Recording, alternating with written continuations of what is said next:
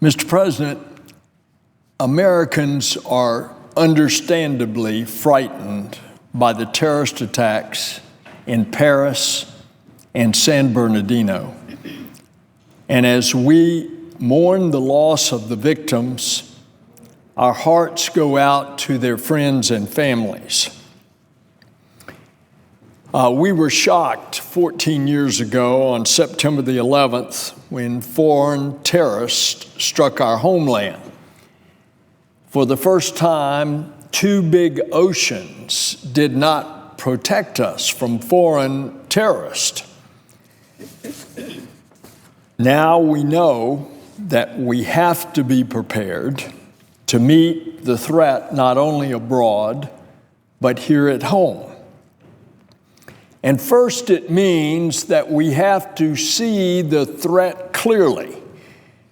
It doesn't just come from shadowy foreign terrorist groups like ISIS or Al-Qaeda, but now we see that it comes from a lone wolf or wolves who are individuals that get radicalized.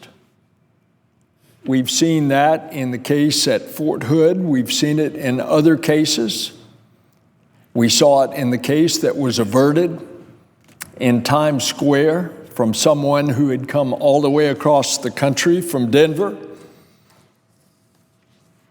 They're extremely hard to detect.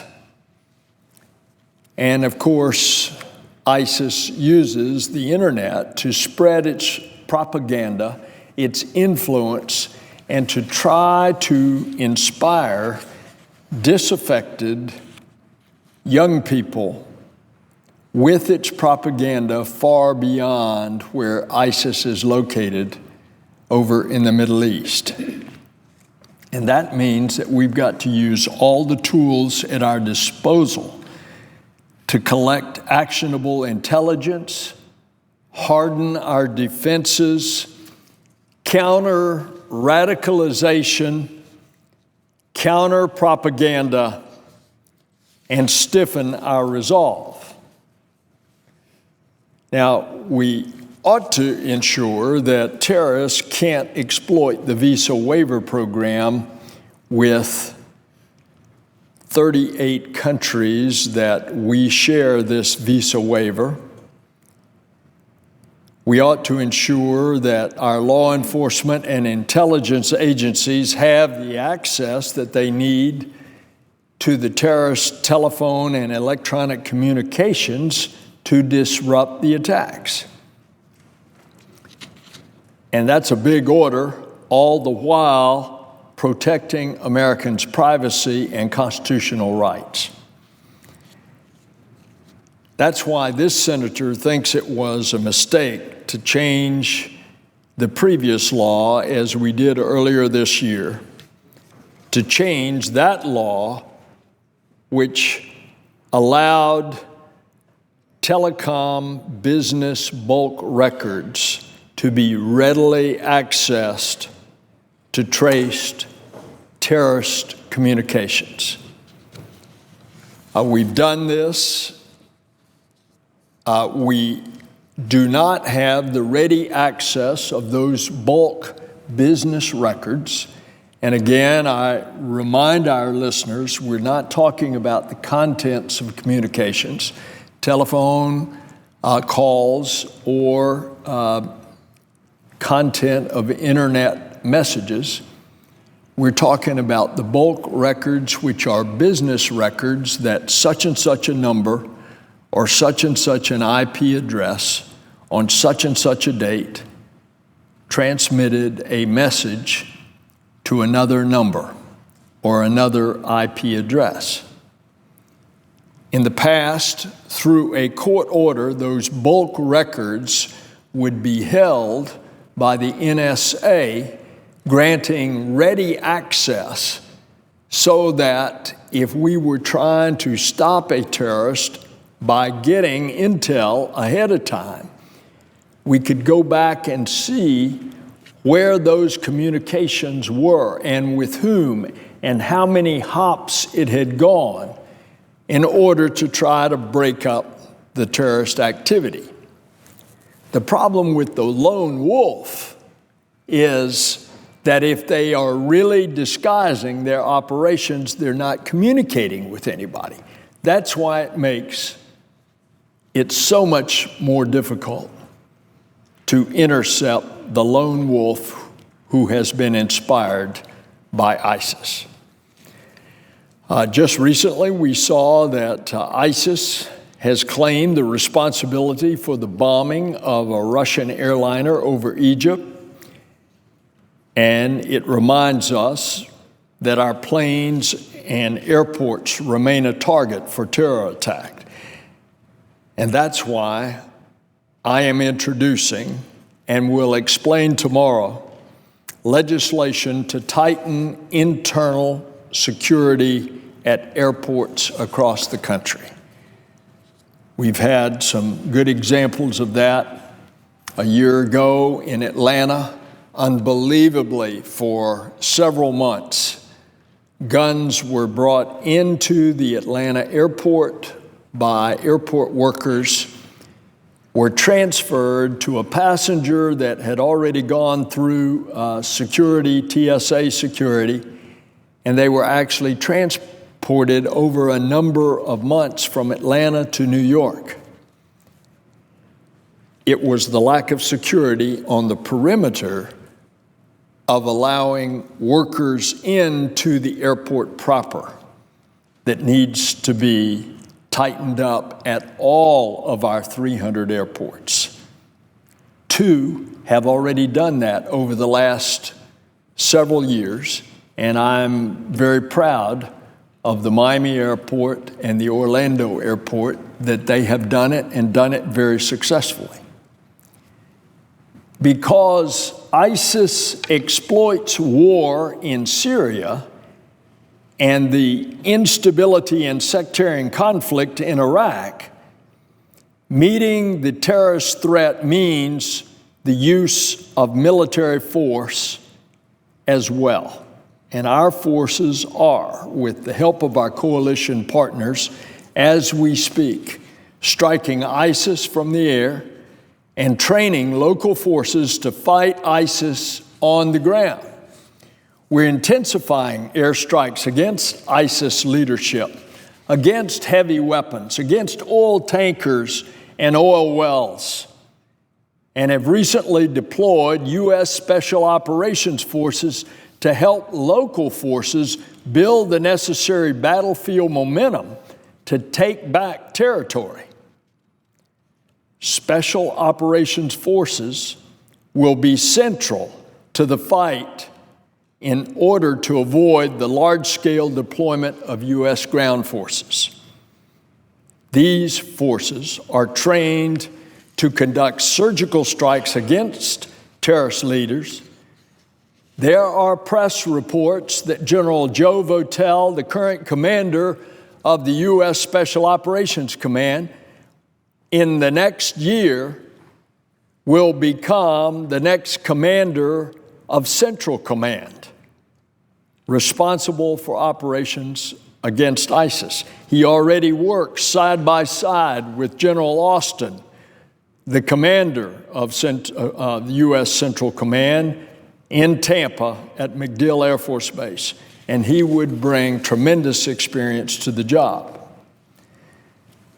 The Congress is not doing our job. We should authorize the use of military force.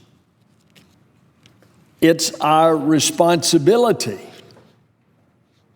I believe that the president has the authority to fight ISIS in Iraq or Syria or wherever, but the unity of the Congress backing the president in law is constitutionally required. We ought to debate these proposals and vote. The authorization would show the world that the United States is united in defeating ISIS. The military fight is one piece of a broader effort to destroy ISIS and bring about a political transition in Syria to a government that finally Bashar Assad will have finally left. That is critical to ending the war and ending the resulting humanitarian crisis, and of course, stemming the flow of the refugees. Our efforts will take time and commitment, but they're clearly necessary to protect our national security. Now, Mr. President, this is going to be a long, hard war. We can't do it overnight. There has been success in the war effort. We've brought together 65 nations. 12,000 terrorist fighters have been killed. And we have shrunk the territory that ISIS occupies and has sanctuary in. And I want to show the Senate this map. It has been shown before. It is not classified. But all the area in green is what ISIS used to occupy, along with the area in orange, there along the Euphrates River. All of that area in green, ISIS occupied, but no longer, because of the coalition efforts. There has been success. Someone needs to talk about that success. Going forward, we're going to have to use more special operations troops. We're going to have to insist on our Arab neighbors picking up the fight and doing the fighting on the ground. And we do not need to make the mistake of tens of thousands of Americans on the ground, because that plays right into ISIS' hands. Because it looks like, and ISIS would portray it as, that it is the U.S. versus Muslims. And Mr. President, we should treat Muslims with respect here at home in America. Treat them with the respect they deserve. Don't overreact. Otherwise, that plays to ISIS' advantage of the image of Americans. In other words, it's us versus them. We are accelerating the fight. We have more and more intense coalition partners. We have extensive intel sharing. We have an outreach to Muslims about the truth of ISIS, and we insist our partners sharing their intel with us. And that includes on the visa waiver of those 38 nations. Mr. President, fear at this time, like San Bernardino, fear is a natural response. It happens in times like this. But we cannot let fear get the best of us. We must overcome the fear and not let it compromise who we are as Americans by us overreacting. We need to nail down a truth that our government has no greater obligation than to keep us safe. And, Mr. President, I want to share with the Senate, where is the unity that we used to have? I know It's not in vogue to say the good old days, but I can tell you that when this senator was a young congressman, when it came to national security, partisanship stopped at the water's edge.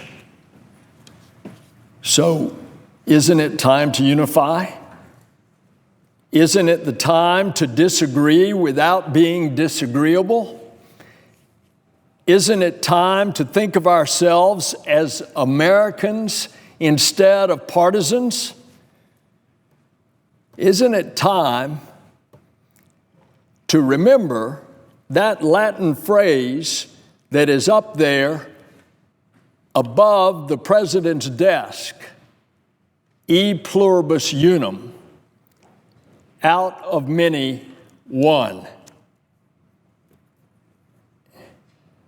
It's time to come together. God bless America.